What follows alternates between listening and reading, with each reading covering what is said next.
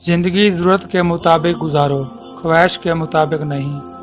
वफा एक ऐसा दरिया है जो कभी खुश्क नहीं होता।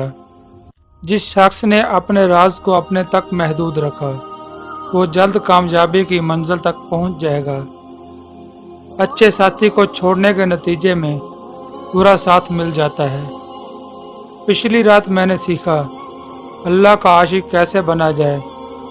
इस दुनिया में रहना और कहना, इस दुनिया में मेरा कुछ नहीं।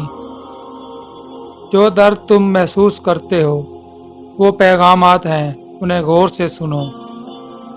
तुम्हारी असल हस्ती तुम्हारी सोच है, बाकी सिर्फ हड्डियां और गोश्त है। तुम जितना ज्यादा खामोश रहोगे उतना ज्यादा सुनने के काबिल हो गए। तुम्हारी परेशानियां तुम्हारी बेअदबी और नाशुक्री से जुड़ी हुई हैं। अपनी रूह की तलाश करो, अपने दिल को सिर्फ इन हड्डियों में न रखो। वक्त बहुत जालिम है, ये तजर्बा देकर मासूमियत छीन लेता है। बस यकीन रखो अल्लाह पर, वो तुम्हें वहरान कुएं से उठाकर सल्तनत का बादशाह बनाने पर कादिर है।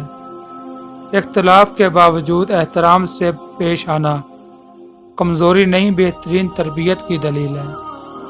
मौत तलख हकीकत है, इसे मीठी हकीकत बनाने में मसरूफ़ रहो। इंसान का दिल और नज़र काबू में ना हो तो वसवसे पैदा होते हैं।